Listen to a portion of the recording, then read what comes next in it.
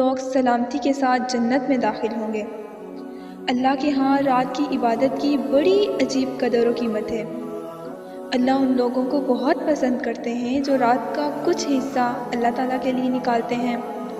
ہر نیکی کے بارے میں اللہ تعالیٰ نے ریوارڈز بتائے ہیں، کچھ کا 10 گنا، کچھ کا 70 گنا، لیکن قیام اللیل کے بارے میں اللہ تعالیٰ نے فرمایا کوئی نفس نہیں جانتا جو کچھ ہم نے ان کی آنکھوں کی ٹھنڈک کے لیے پوشیدہ رکھا ہے۔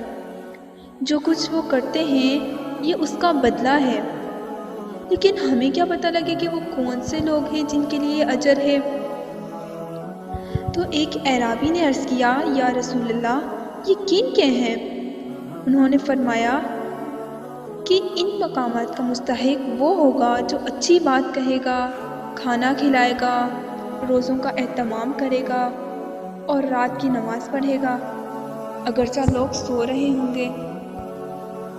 اور اللہ نے اپنے رسول صلی اللہ علیہ وسلم کو حکم دیا کہ وہ تہجد کے ذریعے اللہ تعالیٰ کا قرب حاصل کریں تاکہ جنت میں اعلیٰ مقام کا شرف مل سکے۔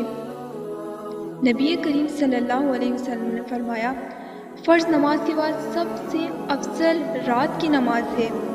یہ حدیث صحیح مسلم میں ہے۔ رات کا قیام کیا کرو۔ ایک حدیث میں آپ صلی اللہ علیہ وسلم نے تم سے پہلے صالح لوگ بھی یہی کرتے تھے اور یہ تمہارے رب کے قرب کا باعث ہے اور گناہوں کو ختم کرنے والا ہے اور گناہوں سے منع کرنے والا ہے۔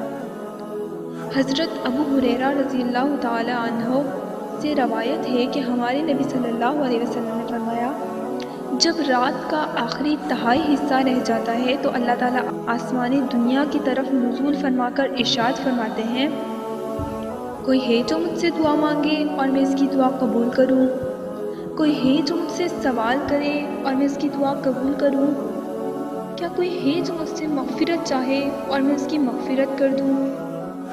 کیا کوئی ایسا دیکھا ہے جو اپنی رحمتوں اور نعمتوں کو اس طرح سے بانٹے اور پھر اپنے مانگنے والے کو دیکھ کر مسکرائے؟ سبحان اللہ۔ اب اگر آپ سوچیں گے کہ اللہ کے مسکرانے سے کیا ہوگا، تو جب قیامت کی ہولناکی کا عالم ہوگا اور ہر شخص پریشان حال ہوگا اور اپنے لیے اللہ کی رحمت کا طلبگار ہوگا، تو جس کو اللہ نے دنیا میں ایک بار مسکرا کر دیکھا ہو اس کو زیادہ پروٹوکول دیا جائے گا اور ان کو جنت کے سنہری کمروں میں داخل کیا جائے گا اور سب لوگ ان کو حسرت سے دیکھیں گے اور وہ لوگ بنا کسی ٹینشن کے سکون کے ساتھ جنت میں داخل ہوں گے۔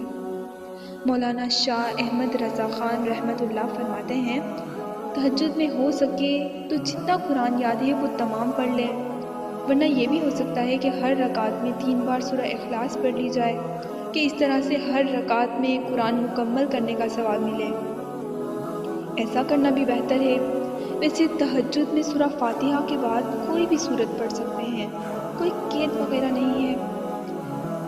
آپ صلی اللہ علیہ وسلم نے فرمایا اللہ اس انسان پر رحم کرے جو رات کو اٹھا اور نماز پڑھی۔ A way to getting your du'as accepted is tahajjud. A way to getting your sins forgiven is tahajjud. Tahajjud will bring light to your face and soul. It helps you fight your desires. It makes you closer to Almighty Allah. تہجد وہ آخری مرہم ہے جس کے بعد نہ کوئی زخم ستاتا ہے نہ کوئی غم رلاتا ہے۔